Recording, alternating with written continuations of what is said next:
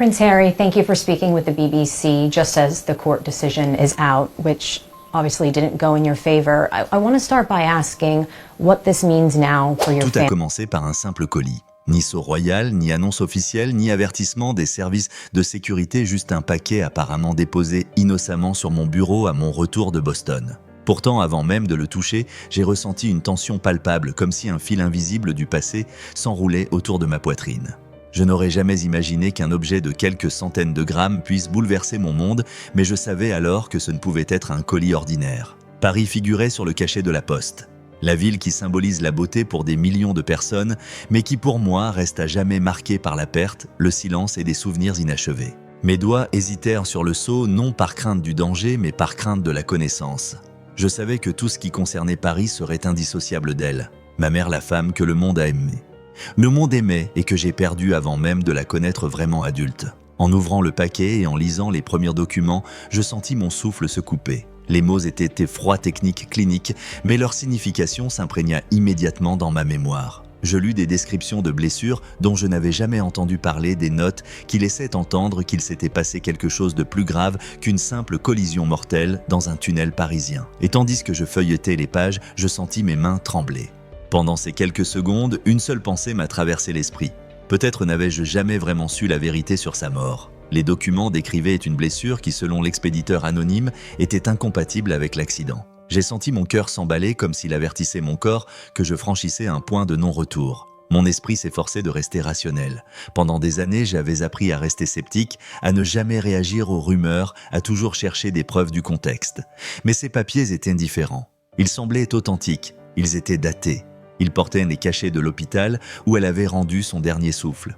Ce qui me troubla encore davantage, c'était le message posé sur les documents écrits à la hâte à l'encre bleue. Ces mots n'étaient pas destinés au public, ni aux historiens, ni aux commissions d'enquête. Ils étaient pour moi, pour son fils, qui selon l'expéditeur méritait la vérité qui n'avait jamais été pleinement révélée. À la lecture de ce message, j'eus l'impression d'avoir reçu un coup de poignard en plein cœur, comme si une vieille blessure venait de se rouvrir brutalement. J'avais passé toute ma vie d'adulte à tenter de faire mon deuil, d'accepter la mort de ma mère, de comprendre que certaines tragédies sont absurdes et soudaines. Mais à présent, je me trouvais à nouveau au bord du précipice comme si j'avais 15 ans, le souffle coupé par la nouvelle.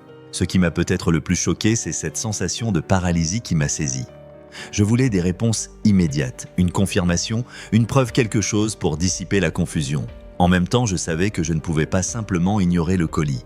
C'était comme si mon passé frappait à nouveau à ma porte, cherchant à s'ouvrir, à me confronter.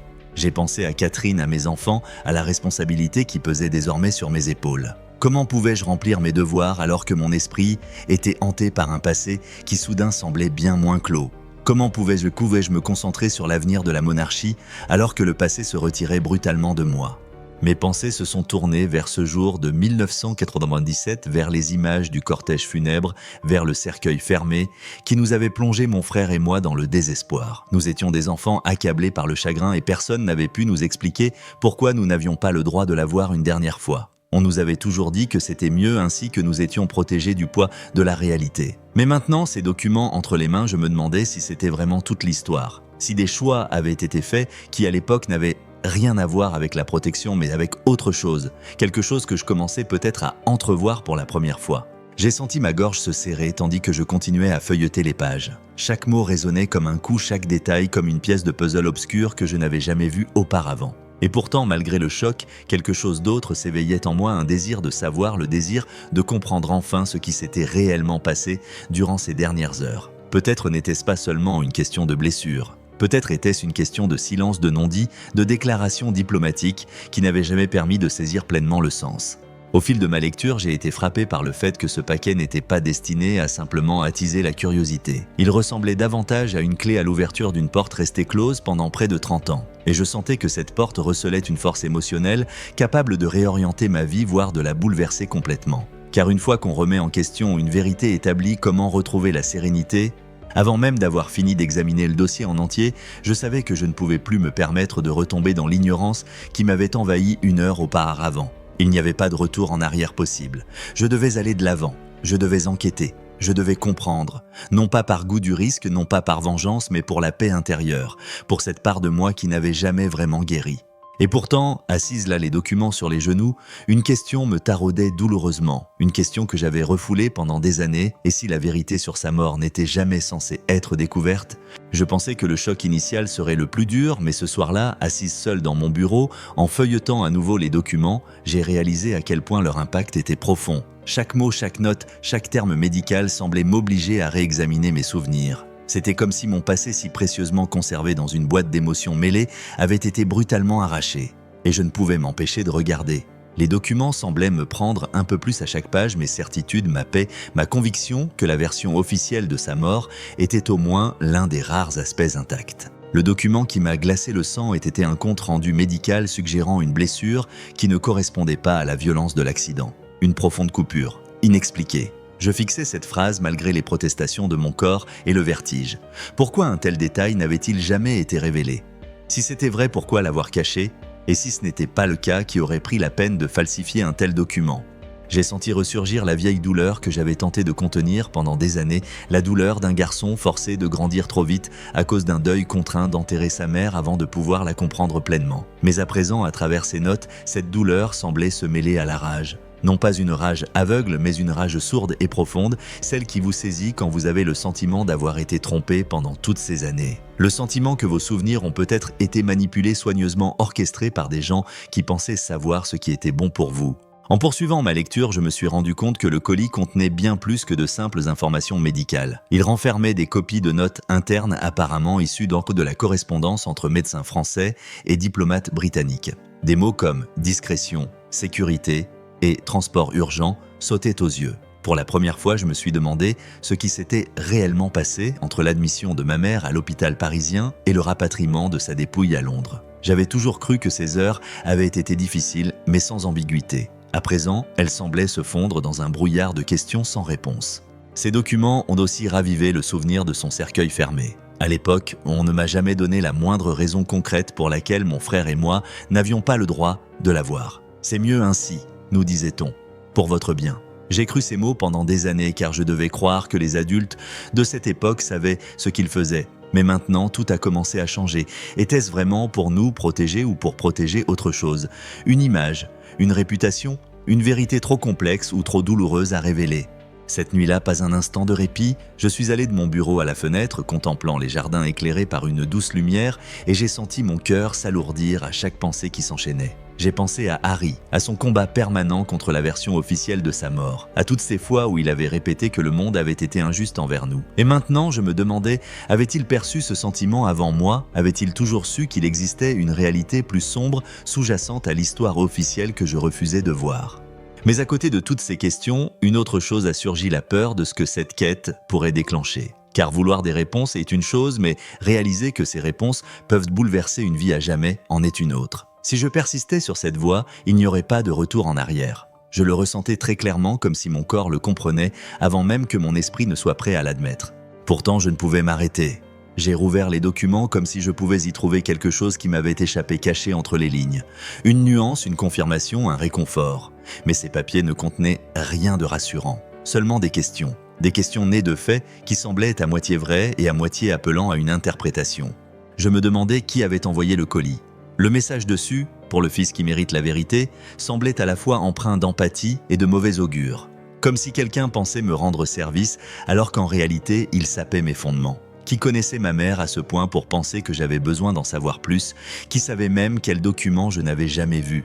Dans ma confusion, j'ai eu peur non seulement de ce que j'allais découvrir, mais aussi de ce que je ne pouvais plus ignorer. Pendant des années, j'avais essayé d'honorer sa mémoire en célébrant sa vie et en ne m'attardant pas sur la tragédie de sa mort. Mais à présent, j'étais contraint de me replonger dans le dernier chapitre de son histoire, et cette obligation me pesait lourdement. Ces documents ne me semblaient pas être de simples informations, mais une frontière. Une frontière qui me séparait de mon ancien sentiment de sécurité. Et assise là dans mon bureau, au beau milieu de la nuit, je réalisais que j'avais déjà franchi cette frontière. Une question me hantait comme si mon esprit me la murmurait pour me préparer à ce qui allait suivre. Si ces documents sont exacts, qu'est-ce que cela signifie pour tout ce que je croyais savoir sur cette nuit-là? Je savais qu'à partir de cet instant, ma vie ne serait plus définie par le devoir ou la tradition, mais par la vérité aussi douloureuse que cela puisse être. Alors que la confusion initiale laissait peu à peu place à une détermination tenace, je sus que je ne pouvais plus me réfugier dans le doute. Il me fallait chercher des réponses aussi douloureuses soient-elles. Mais avant de me tourner vers l'extérieur, je devais me tourner vers l'intérieur, vers un lieu où je n'osais jamais m'attarder, celui où les souvenirs de ma mère se heurtaient au silence que mon père avait toujours entretenu autour de sa mort. Le colis n'avait pas seulement soulevé des questions sur ce qui s'était passé à Paris. Il avait aussi ravivé des interrogations sur la façon dont nous, en famille, avions géré son décès, ou plutôt sur le fait que nous n'en avions pas parlé. J'ai ressenti à nouveau le froid de ce matin de 1997 lorsque Harry et moi avons été réveillés par des adultes à la voix douce et au regard abattu. Je revois encore le choc sur le visage de mon frère, le silence trop profond pour des garçons de notre âge. On nous a dit que la presse était en ébullition, qu'il se passait beaucoup de choses, qu'il fallait attendre d'autres explications. Mais tout ce que je ressentais même enfant, c'était qu'on nous cachait quelque chose. Et maintenant, près de 30 ans plus tard, j'ai ressenti ce même frisson me parcourir à nouveau en consultant les documents. Le moment le plus troublant fut celui où j'essayais de me remémorer les paroles de mon père. La façon dont lui, alors encore prince de Galles, avait expliqué presque machinalement qu'il valait mieux ne pas la voir, que l'image que nous portions dans nos cœurs devait être protégée. Mais à présent, je me demandais, était-ce vraiment sa motivation ou bien une phrase murmurée par des conseillers, des diplomates, des médecins, des gens qui cherchaient à préserver la monarchie des émotions humaines, dissimulée derrière leur protocole? Si sa décision était dictée par une structure de pouvoir qui lui laissait peu de place pour exprimer son propre chagrin, qu'est-ce que cela révèle de ce qu'il tentait de nous épargner? Les heures passaient et mon angoisse devenait presque insupportable. Je décidai que je devais le confronter, non pas en tant qu'héritier ni en tant que représentant dévoué de l'institution, mais en tant que fils. Un fils qui voulait simplement comprendre pourquoi la vérité telle que révélée dans ces documents ne m'avait jamais été confiée auparavant. Je n'avais jamais eu de difficulté à avoir des conversations difficiles avec mon père, mais cette fois c'était différent. Cette fois je savais que cette conversation risquait d'ébranler les fondements mêmes de notre confiance. Je me souviens encore d'avoir ouvert la porte de Clarence House. L'air était imprégné d'une odeur de pluie et cette fraîcheur humide m'envahit. Mes pas résonnaient plus lourds que d'habitude sur le sol de marbre. En entrant dans son bureau, je le vis assis à son bureau. Il leva les yeux. Son visage trahissait la fatigue, l'âge et une lutte intérieure que je ne parvenais pas encore à saisir. L'instant où je déposais les documents devant lui me parut irréel. Je m'attendais à du déni, à de la défensive, peut-être même à de la colère. Je n'ai eu droit qu'au silence. Un silence presque palpable s'installa comme s'il planait entre nous, tel un brouillard que ni l'un ni l'autre ne parvenait à dissiper. Il examina les documents avec un regard mêlé de douleur et de résistance. Et lorsque je lui demandai pourquoi certaines décisions avaient été prises, pourquoi Harry et moi avions été tenus à l'écart, pourquoi il n'y avait jamais eu de transparence, je remarquai dans son langage corporel quelque chose qui me fit sursauter. Non pas qu'il dissimulât une vérité secrète, mais parce qu'il luttait contre le poids de souvenirs qu'il n'avait jamais pleinement assimilés. Sa respiration s'accéléra. Son regard se perdait parfois dans le vague, comme s'il voyageait ailleurs, vers un temps et un lieu encore empreint de violence. Pour la première fois, je compris que mon père ne s'était pas contenté de me cacher des informations. Il s'était renié lui-même. Il avait toujours joué le rôle qu'on attendait de lui, celui de l'homme stable dans une monarchie instable. Mais je n'avais jamais réalisé à quel point il avait sacrifié son humanité pour cela. Quand je lui ai demandé s'il l'avait vu, s'il l'avait vraiment vu, c'était comme si son masque commençait enfin à se fissurer. Ses épaules se sont légèrement affaissées, son regard s'est adouci, presque brisé. Je pouvais lire la réponse dans ses yeux avant même qu'il ne la prononce. Ce n'était pas de la culpabilité que je voyais, mais un chagrin enfoui depuis des décennies. Debout là, je sentais un mélange de sensibilité et de colère m'envahir. Comment mon père avait-il pu porter ce fardeau seul, mais en même temps, comment avait-il pu me cacher toute la vérité ? Me croyait-il trop fragile ou voulait-il se protéger d'une confrontation qui aurait pu le blesser profondément ? En quittant la pièce, je n'éprouvais aucun soulagement, aucune clarté, seulement la prise de conscience grandissante que le passé de ma mère, notre passé, était enveloppé de couches composées non seulement de faits, mais aussi d'émotions refoulées depuis des années. Et qu'en ouvrant ce paquet, j'avais libéré quelque chose de bien plus vaste qu'une simple quête de réponse. Tandis que je parcourais les couloirs et que le monde extérieur s'assombrissait peu à peu, une question ne cessait de me venir à l'esprit. Suis-je prêt à entendre la vérité, même si cela change à jamais ma relation avec mon père ? Je ne connaissais pas encore la réponse. Mais une chose était sûre, je ne pouvais pas faire marche arrière. Alors que la tension entre mon père et moi planait encore comme une tempête non apaisée, je savais que ma quête de réponse ne pouvait rester confinée au mur de Clarence House. Les documents, le message inquiétant, les indices concernant les incohérences dans les dossiers médicaux, tout convergeait vers un seul lieu, une seule ville, une seule nuit, Paris. Et bien que je me sois consciemment tenu à distance de cet endroit pendant des années, je ressentais désormais un besoin irrésistible d'y retourner, comme si la vérité y demeurait dans les couloirs dépouillés de l'hôpital où elle avait rendu son dernier souffle. Le voyage me parut pesant, comme si chaque heure de vol enfonçait mes pensées plus profondément dans le brouillard de 1997. Tandis que l'avion fendait les nuages, mon regard se perdait sur un horizon à la fois familier et hostile.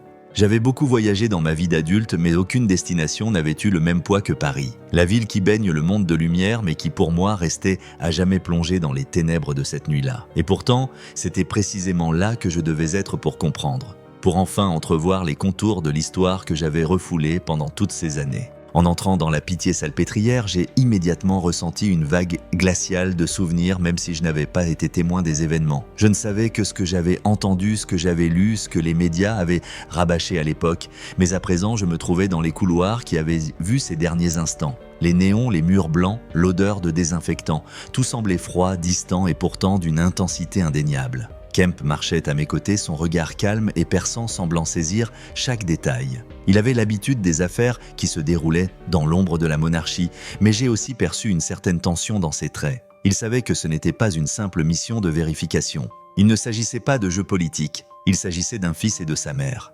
La rencontre avec l'infirmière Monique fut brève mais poignante. Je vis son regard s'adoucir légèrement lorsqu'elle me vit. Non pas parce que j'étais un prince, mais parce qu'elle reconnaissait en moi un écho de ma mère. Lorsqu'elle évoqua cette nuit-là le chaos, les caméras qui s'éteignirent, le moment où chacun agit soudain dans une urgence murmurée, un frisson me parcourut l'échine. Non pas parce qu'elle parlait de complot, mais parce que ses paroles confirmaient qu'un événement inhabituel s'était bel et bien produit. Pas forcément malveillant, mais assurément extraordinaire. 20 minutes sans caméra des instructions diplomatiques, arrivant plus vite que la normale, le personnel sommait de ne rien divulguer. Autant de détails que l'on pouvait interpréter de différentes manières, mais dans mon état, comme les pièces d'un puzzle, ils s'emboîtèrent parfaitement là où cela n'avait jamais semblé avoir de sens auparavant. Mais la confrontation la plus oppressante eut lieu dans la petite maison funéraire de Boulogne-sur-Seine. Le directeur était professionnel expérimenté et ses paroles me transpercèrent sans qu'il ait besoin d'élever la voix. Il confirma que le couvercle du cercueil avait bien été traité différemment de l'ordinaire, qu'il avait été scellé et non simplement fermé. Son explication paraissait rationnelle, protocole, règles internationales, sécurité. Et pourtant, je sentais qu'il y avait autre chose dans sa voix, une réticence, une prudence qu'on n'a pas lorsqu'on parle de quelque chose de totalement secret. Quand je lui ai demandé si cela lui avait paru étrange à l'époque, il a marqué une pause. Il a baissé les yeux un instant comme s'il pesait soigneusement ses mots. Et oui, a-t-il dit, il trouvait cela inhabituel mais que ce n'était pas à lui de poser des questions. Cette réponse a renforcé quelque chose en moi. Pas forcément l'idée d'intention, mais le sentiment d'avoir toujours vécu avec une version de la vérité filtrée par la diplomatie. Et quand on perd sa mère si brutalement, tout petit garçon, on n'a pas les moyens de reconnaître ces filtres. On croit simplement ce qu'on nous dit parce qu'il faut bien croire pour continuer à vivre. Puis dehors, dans la rue, sous un ciel parisien gris qui passait lentement de la lumière de l'après-midi à l'ombre du soir, j'éprouvais un étrange mélange de lucidité et de confusion. J'en savais plus qu'à mon départ de Londres, mais je comprenais moins. Chaque nouvelle information semblait soulever deux nouvelles questions. C'était peut-être là le danger du passé, il ne donne jamais assez pour guérir, mais toujours juste assez pour continuer à chercher. Mais ce qui me hantait le plus, ce n'était ni un détail médical, ni une intervention, ni une décision diplomatique. C'était l'image esquissée par Monique, au passage ma mère, se battant jusqu'au bout, non pas en silence, non pas paisiblement, mais se battant. Cela m'a bouleversé plus que tout ce que j'avais pu lire. Pendant des années, j'avais essayé d'idéaliser mes souvenirs d'elle, son sourire, sa chaleur, son infinie douceur. Mais cette image de ces derniers instants-là, dans cette lumière crue seule, réalisant peut-être qu'elle ne se réveillerait pas, c'était une vérité que mon cœur pouvait à peine supporter. En retournant à mon hôtel, j'entendais le grondement du trafic brutal et indifférent, comme si la ville restait insensible au conflit qui faisait rage en moi. Parfois, je me demandais si j'avais été plus âgé, si j'avais eu la chance de la voir, de lui tenir la main, cela aurait-il changé quelque chose? Cela m'aurait-il aidé ou cela m'aurait-il irrémédiablement blessé? Peut-être n'avais-je jamais vraiment voulu connaître ces réponses jusqu'à présent. Mais ce soir-là, dans cette ville, au milieu de cette tempête de questions, une chose m'est apparue douloureusement claire. La vérité sur cette nuit-là avait toujours vécu à Paris, mais personne ne m'avait préparé à ce que la rechercher allait me faire. Sur le chemin du retour vers Londres, j'avais l'impression que les nuages formaient une barrière entre ce que j'avais vu à Paris et ce qui m'attendait encore chez moi. Les conversations avec l'infirmière et le croque-mort m'avaient profondément marqué. Mais je le savais, cette histoire n'était pas terminée. Ce paquet avec toutes ses implications troublantes ne pouvait pas être un simple assemblage de documents. Quelqu'un l'avait rassemblé, quelqu'un avait pris la peine de le compiler, quelqu'un me l'avait délibérément envoyé. Et c'était précisément là que résidait la clé de la suite.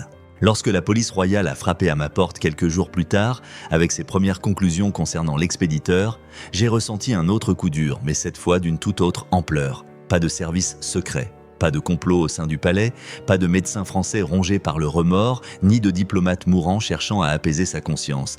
C'était une femme inconnue, un nom que je n'avais jamais entendu auparavant, Eleanor Hughes.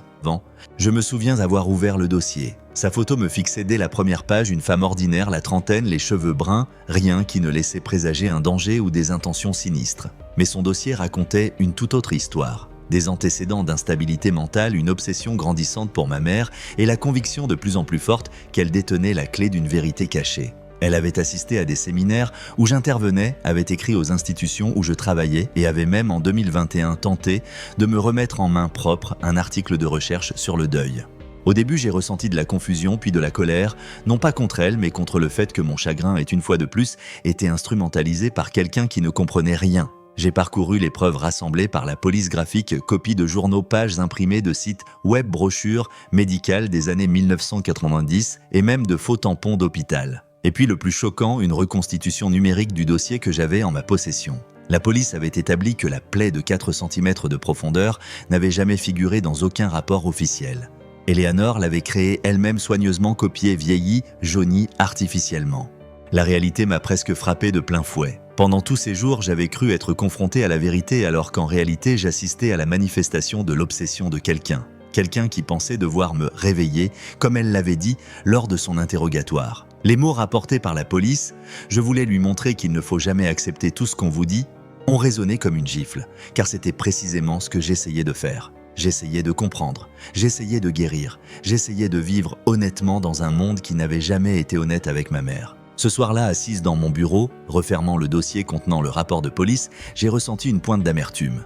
Comment une seule personne avait-elle pu s'immiscer à ce point dans ma vie? Comment un faux avait-il pu me contraindre à rouvrir de vieilles blessures? La douleur ne résidait pas dans la tromperie elle-même, mais dans la facilité avec laquelle j'avais cru que c'était possible, que ces documents contenaient bel et bien la vérité. Voilà la véritable blessure.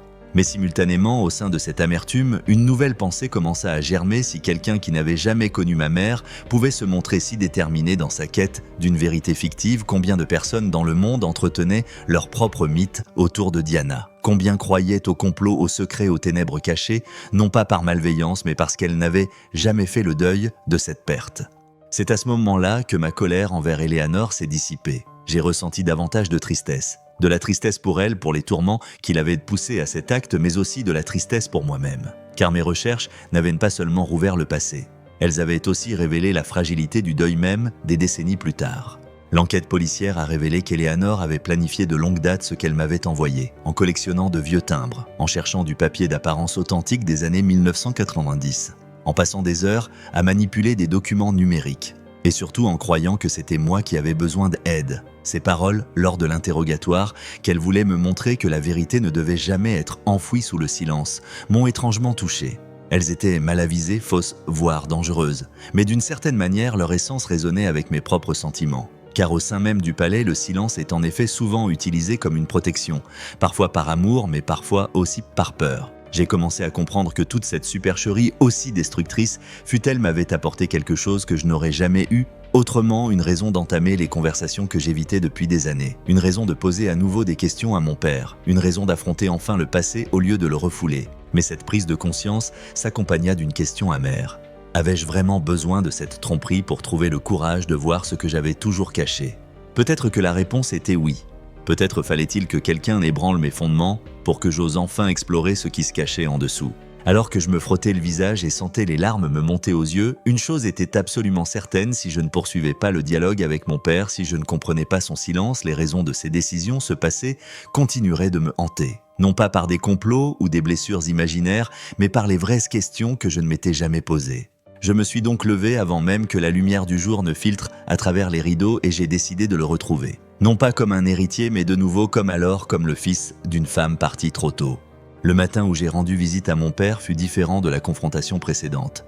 Moins tranchant, moins orageux, mais plus pesant, comme si l'air lui-même savait que cette conversation ne porterait pas sur des documents, des rumeurs ou des mensonges, mais sur quelque chose de plus fondamental, ce que nous nous étions cachés par amour, par peur, par devoir. La tromperie venue de Paris avait rouvert une plaie douloureuse, mais elle n'était pas au cœur de mon malaise. Le cœur du problème résidait en lui, en nous, dans le silence qui se dressait entre nous comme un mur invisible depuis 1997. J'ai parcouru les couloirs de Clarence House avec le même malaise qu'enfant après sa mort. Ce mélange de perte et de confusion qui vous pousse à chercher désespérément un point d'ancrage, même si vous savez que personne ne peut vous l'offrir pleinement. Quand j'ai ouvert sa porte, il était déjà assis, non pas à son bureau comme d'habitude, mais dans le fauteuil bas près de la fenêtre, comme s'il savait que cette conversation ne pouvait tolérer ni barrière, ni table, ni formalité. Je me suis assise en face de lui. Un silence s'est installé, un silence qui n'était plus empreint de tension mais plutôt d'une sorte de reconnaissance tacite. Comme si nous savions tous deux qu'il était temps de dire enfin ce qui nous avait tenus prisonniers pendant des années. J'ai rompu le silence en lui racontant ce que j'avais vu à Paris. Non pas les faux, non pas les mensonges, mais la réalité. L'infirmière décrivant ses derniers instants. Le croque-mort confirmant la fermeture inhabituellement rapide du cercueil. Les lacunes dans les souvenirs que j'avais toujours tenus pour acquis. Et surtout le sentiment d'être redevenu une enfant implorant la vérité. Il écoutait, non pas d'un ton détaché ni avec réserve, mais avec la respiration haletante de quelqu'un qui refoule quelque chose depuis longtemps. Quand je lui ai demandé pourquoi on ne nous laissait pas la voir, pourquoi le couvercle du cercueil restait fermé, j'ai vu quelque chose se briser dans son regard. Pas de la culpabilité, pas de la peur, mais du chagrin. Un chagrin humain pur et simple.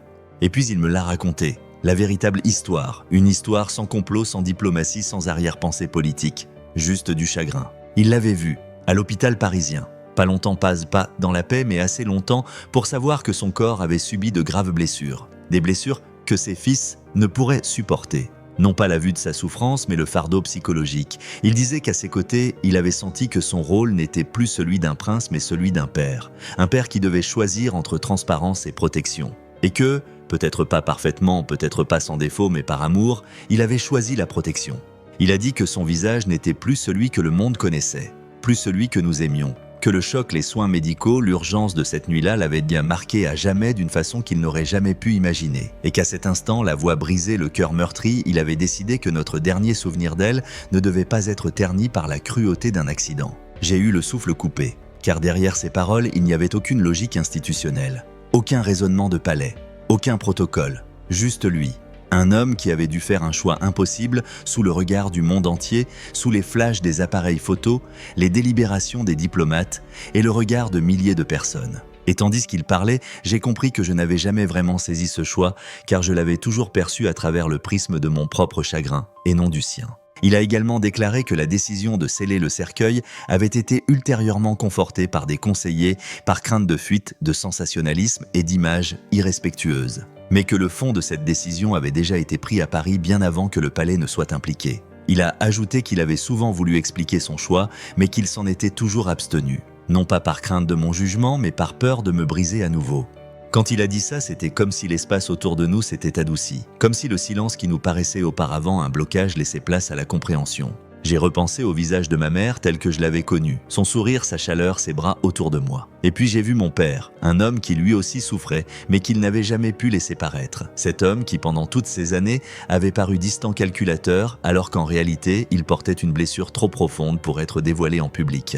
C'est à ce moment-là que j'ai réalisé quelque chose que je n'avais jamais vu aussi clairement auparavant. J'avais toujours cru être la seule à être marquée par cet accident. Mais ce n'était pas le cas. Lui aussi l'avait enduré, simplement en silence. J'ai senti ma colère céder peu à peu la place à la compréhension. Une compréhension qui ne justifiait pas tout, mais qui remettait les choses en perspective. Et lorsqu'il a dit dans une dernière phrase décousue qu'il espérait que je comprendrais un jour pourquoi il avait choisi un cercueil fermé, j'ai su que ce jour était arrivé. Nous avons longuement parlé ensuite. Du deuil, du silence, des conversations manquées, de la façon dont nous nous étions protégés mutuellement, mais qui, ce faisant, nous avait aussi éloignés l'un de l'autre. Et quand je me suis enfin levé pour partir, je me sentais plus légère mais aussi à vif, comme si une blessure avait été nettoyée et pouvait enfin commencer à cicatriser. Une pensée me revenait sans cesse à l'esprit, tandis que je refermais la porte derrière moi. Peut-être que la vérité que je cherchais n'était pas destinée à blesser, mais à faire comprendre que l'amour se cache parfois dans les décisions qui semblent les plus incompréhensibles.